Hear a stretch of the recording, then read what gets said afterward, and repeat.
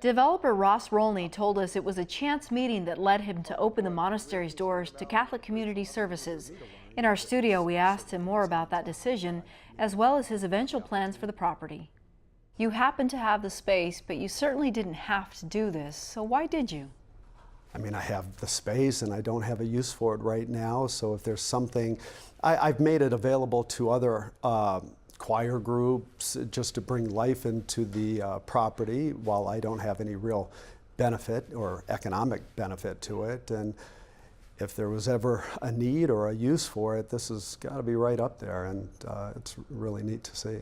I know a number of organizations are grateful for your generosity right now, but are you catching any flack from perhaps the community around that area that's not quite comfortable with the current population that's there? So I've heard little things, why not help this group or that group, and on social media, which I'm not very much a part of, I've heard from my daughter or my wife or something like that, why not this group? But it's not really that so much thought went into it. Like I said, it was just an innocent conversation that took place, and I jumped in, and it just went from there, and it's really turned out to be such a wonderful, positive thing.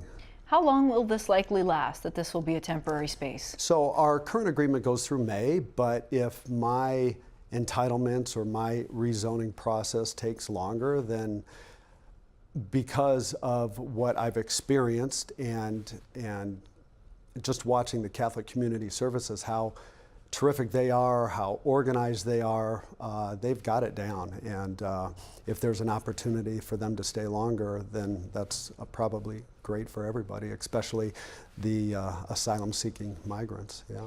Where are you in working with the city or listening to the community around the monastery and saying that, you know, your voice, I'm hearing it. It may not be part of the final plan, but I do hear your concerns. And we're talking about the concerns for the long-term goal. Long-term plans. So I think we've mitigated most of those concerns. Working again with Ward 6, and you know, Steve's tough. And he taught me a lot through the process, and we got there. There was some horse trading and trying to figure out what was important to each side to come out with some fairness and negotiate some balance between all parties, and we got there. We got there with the neighbors, we got there with mayor and council, I believe, and now it's just a continued process. The plan amendment was approved. 7-0, which was, to me, a symbolic vote of strength. And now we just have to go through the pad, and that's what we're currently doing right now. What is your overall hope and goal for this property? The undeveloped portion of the property will be market rate residential luxury. I mean, just beautiful stuff, and I'm really excited to put that out there publicly. The inside, there may be a mixed component of residential and retail, public space.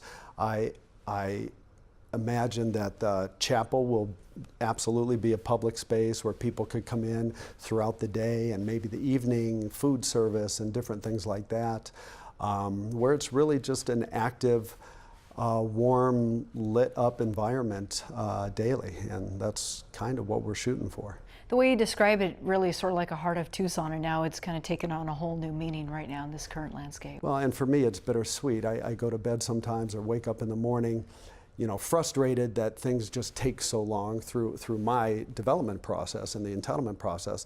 But then again, it's nice to go to bed at night thinking about what's going on over there today. Okay, you might be one of those few people who can make mostly everyone happy. Thank you for that. Okay, all right, Ross, thank you. My pleasure.